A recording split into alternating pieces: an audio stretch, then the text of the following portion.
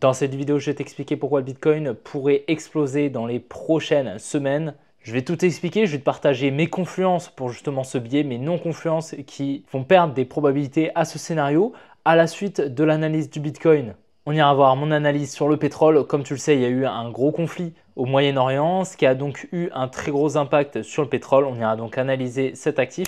On ira par la suite analyser l'Ethereum qui est extrêmement intéressant et on finira par le Solana. Reste bien jusqu'à la fin de la vidéo pour vraiment prendre connaissance de tous mes scénarios pour avoir un point de vue plus éclairé sur la situation. Tu te souviens peut-être, déjà dans la dernière vidéo, on était dans cette grande manipulation, ce qu'on va appeler un range, où globalement on avait beaucoup de liquidités qui s'accumulaient au sud, d'accord, donc sous les 100 000 $.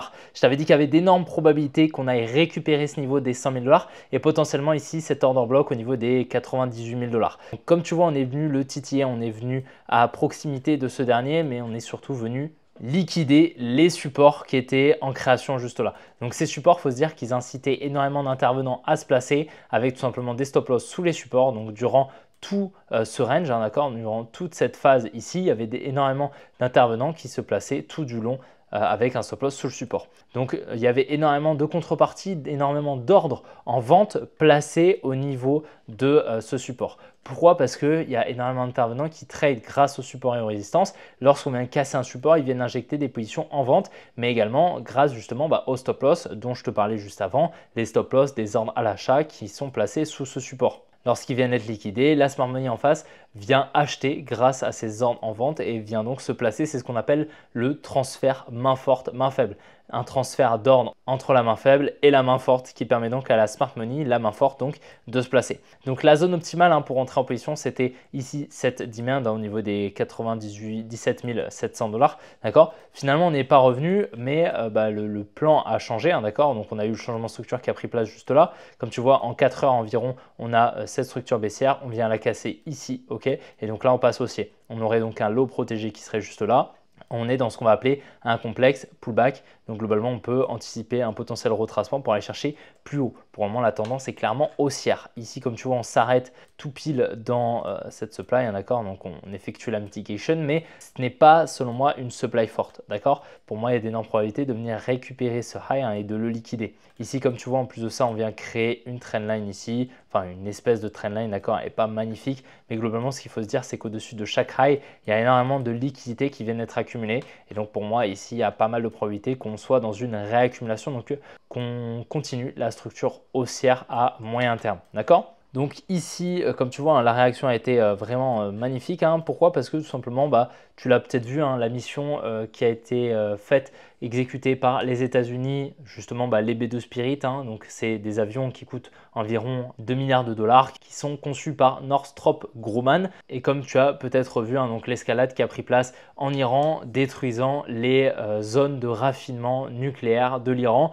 Parce que tout simplement, il y avait d'énormes rumeurs et des faits qui disaient que l'Iran était en train de raffiner de l'uranium à plus de 90%, ce qui donc lui permettait d'avoir la bombe nucléaire, tout simplement un raffinement nécessaire pour un usage militaire au-delà de l'usage civil. C'est pour ça que les États-Unis ont fait une mission pour détruire ces zones de raffinage. Durant la dernière nuit, les États-Unis ont conclu d'un cessez-le-feu avec l'Israël et l'Iran, ce qui a donc permis au marché de souffler. Et donc, c'est ce mouvement ici qui prend place. Donc, pour moi, ici, on devrait avoir une continuation haussière à court terme, d'accord, à court moyen terme au minimum pour aller chercher probablement l'ATH. Selon moi, ici, graphiquement, en tout cas, c'est vraiment très très clean.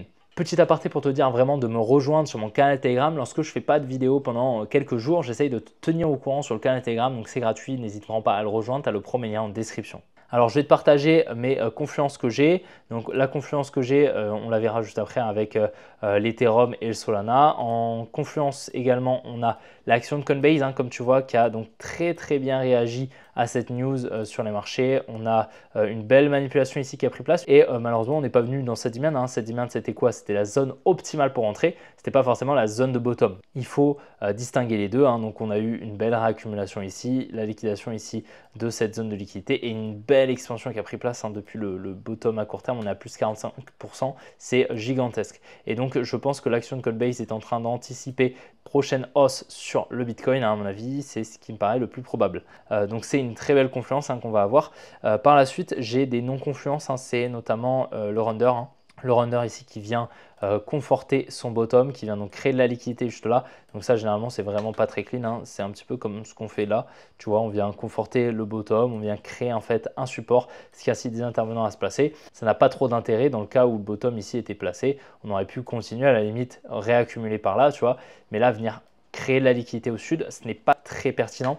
Et ça, pour le coup, c'est une non-confluence parce que comme tu le sais, hein, toutes les cryptos, elles sont corrélées. Donc, si j'ai un biais qui est haute probabilité sur une crypto hors Bitcoin, ben, ça peut potentiellement être le même biais sur le Bitcoin si le biais sur Bitcoin est un petit peu flou.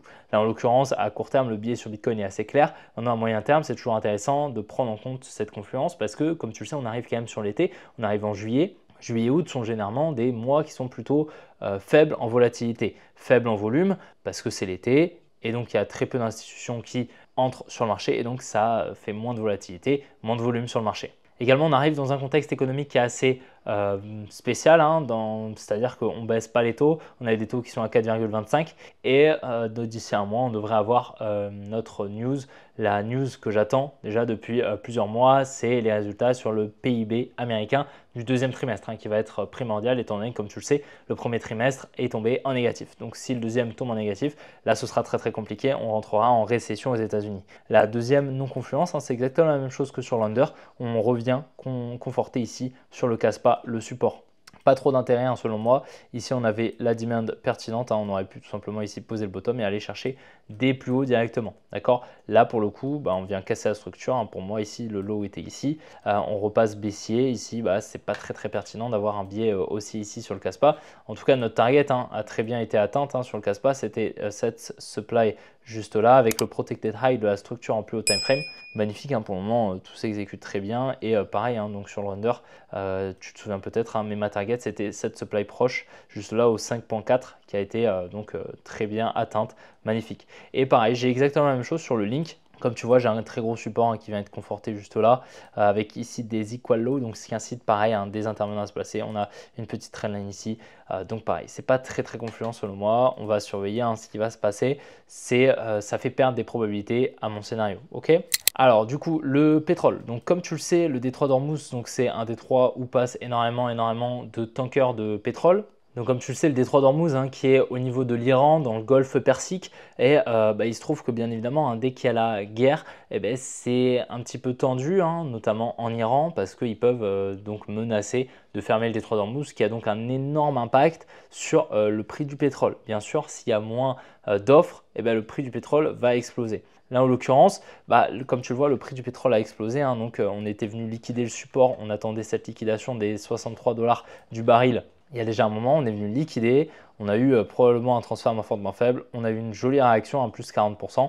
Et là, comme tu vois, étant donné qu'on a eu un cessez-le-feu, le prix réagit immédiatement, on a un très gros retracement et on va revenir ici dans la demand forte au niveau des 63,7 $. Donc pour moi, la tendance reste haussière, donc on pourrait potentiellement anticiper des plus hauts, c'est-à-dire qu'on pourrait revenir ici dans cette demand pour aller chercher plus haut, c'est quelque chose qui est possible. Maintenant, ce qu'il faut se dire, hein, c'est qu'à moyen terme, on n'est pas revenu dans la demand initiale. Cette demand ici au niveau des 42, 43 $, d'accord, et ça pourrait potentiellement être un niveau très intéressant pour acheter du pétrole, donc on pourrait potentiellement y revenir. Il y a de la favorable gap, on n'est jamais revenu dans ce mouvement ici qui précédemment était le mouvement qui effectuait la mitigation durant le Covid. Donc ce serait vraiment extrêmement pertinent. En tout cas, si on y revient, ce sera une zone magnifique pour intervenir sur le pétrole. On est déjà dans une très bonne zone, hein, pour potentiellement intervenir, sachant qu'on a pas mal de confluence au nord ici avec donc pas mal de high ici qui n'ont pas été liquidés, et notamment une trendline ici qui crée donc de la liquidité. Donc pour le moment, la tendance est haussière à court terme, hein, d'accord. On a donc un low protégé qui serait juste ici au niveau des des 60 $, hein, globalement du baril, donc on pourrait anticiper des plus hauts. Mais si on a une redistribution qui prend place, là à ce moment-là, on attendra directement la demand des 43 $. D'accord. Et là, ce sera super intéressant de faire son plein de sa voiture, hein. Tu pourrais même louer une citerne si tu as envie, tu la mets dans ton jardin et tu achètes du pétrole parce qu'à mon avis, on ne reverra pas des prix à ce niveau-là si on y vient avant un bon moment. Donc, ce sera une très bonne opportunité à 5-10 ans, d'accord, pour intervenir sur le pétrole, hein, ce sera super intéressant. Après ça, on va analyser donc l'Ethereum. L'Ethereum qui est super intéressant également. Alors, on arrive dans une supply, hein. On arrive dans une supply même très très forte. C'est une supply très très forte, hein. C'est cette supply juste là. Donc ça, c'est pour le coup une plutôt non-confluence parce que pour moi la tendance reste baissière sur l'Ethereum. On pourrait donc venir passer aussi en cassant ici ce high des 2570 $. Si on vient à le casser, on passerait haussier, ok, ce serait plutôt intéressant. Maintenant pour le moment on est toujours baissier. Par contre ce qui est intéressant c'est qu'on est revenu donc chercher la trailing range de cette distribution. On en a parlé déjà depuis plusieurs semaines, tu vois cette distribution elle date déjà depuis plus d'un mois. Environ un mois et demi, on est venu chercher donc toutes les liquidités présentes sous ces lows juste là, d'accord. Au niveau donc de la TR, c'est la trailing range d'une distribution ou d'une accumulation, donc plus généralement d'une manipulation de Wyckoff. Cette manipulation, elle se distingue en plusieurs phases. On a donc ici le buying climax, on a l'automatic rally, le ST, le uptrust. On revient créer la liquidité, donc tu vois avec le buying climax ici et le ST juste là, on vient créer une résistance. On vient la liquider juste là avec le mouvement qu'on va appeler le UT, le uptrust. Ok, on revient créer la liquidité ici. On vient la liquider ici avec le UTAD, la deuxième liquidation de cette distribution. Par la suite, on vient liquider cette trailing range. On a une jolie réaction. Et puis, je ne sais pas si tu te souviens, je t'avais parlé qu'il y avait pas mal de probabilité de venir récupérer donc, tout ce bloc baissier. C'est-à-dire au niveau de ce high jusqu'à ce low. Je t'avais tracé ici cette droite. Comme tu vois, on revient pile dedans. Magnifique. Et on réagit très bien. Maintenant, ce qu'il faut, c'est vraiment casser ici cette supply ici, qui est une supply forte, qui est au niveau ici d'une grosse trendline. Donc ici, il y a eu énormément de contrepartie qui a été injectée. Alors, je peux te montrer ça si tu veux visuellement. Ça va être très sympa avec le profil de volume à gamme fixe. Là, si je prends tout ça, tu vas voir où est-ce que le volume a été injecté. C'est pile dans cette supply, d'accord. Donc ça, je le vois à l'œil, mais ça demande bien évidemment de l'entraînement. Ça fait longtemps que j'utilise cet outil et que je comprends comment fonctionnent les supply et les demands. C'est d'ailleurs ce que j'apprends aux élèves de l'académie, mais cet outil est quand même assez intéressant si justement, par curiosité, tu veux voir où est-ce que la majorité des volumes ont été injectés. Donc ici, dans cette supply, il y a eu énormément de volumes qui ont été injectés et plus généralement sous ce niveau. C'est pour ça qu'il faut vraiment venir casser cette supply pour nous indiquer que le biais a changé et qu'on est à présent bullish, ok, et donc que la smart money ne va plus capitaliser sur ses positions en vente, mais ses positions à l'achat. Tant qu'on ne vient pas casser ici ce high des 2560, je serai baissier sur l'Ethereum, d'accord. Donc très très important à comprendre, ok. Pour moi, c'est ça le biais. Par contre, en plus haut time frame, on a cette avec donc une supply pertinente pour potentiellement y revenir. Si on vient casser ici ce high, on ira chercher les 3000 $ sur l'Ethereum, d'accord. Donc ça peut être intéressant si tu souhaites intervenir après la cassure de la structure, ok. Alors sur Solana, on va faire une analyse en moyenne time frame parce que c'est plutôt intéressant ce qu'on fait. Donc on arrive également dans une supply. Donc ici, là, tu vois, on a une supply sur le Solana. Pareil, il va falloir surveiller ça parce que pour moi, le protected high, il est juste ici au niveau des 159 $ environ. Tant qu'on ne vient pas le casser, on est baissier. D'accord. Si on vient le casser, on passe haussier. Ici, c'est une demande qui vient de l'accumulation en moyenne time frame. D'accord. L'accumulation du bottom actuel, d'accord. Et pour le moment, en tout cas, voilà, on est venu liquider très récemment au niveau de la news, donc de l'attaque des Américains sur le sol iranien. On est venu liquider donc ce gros support ici qui a permis donc à la smart money de récupérer de la contrepartie en vente, permettant à se placer. Mais voilà, c'est potentiellement. C'est pour ça qu'on va attendre d'abord une confirmation, venir casser ici ces structures pour potentiellement après se placer à l'achat par la suite pour les targets des plus hauts.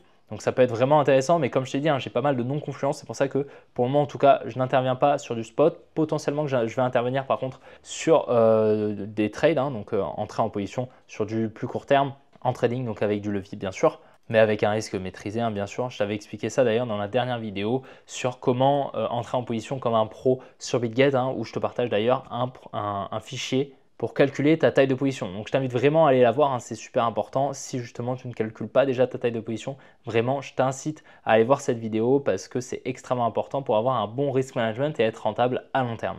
J'espère en tout cas que la vidéo t'a plu. Si c'est le cas, n'hésite pas à la liker et à t'abonner si ce n'est pas déjà fait. N'oublie pas de me rejoindre sur mon canal Telegram qui est directement en description. Et puis on se retrouvera très bientôt pour une prochaine vidéo. Allez, ciao les gars!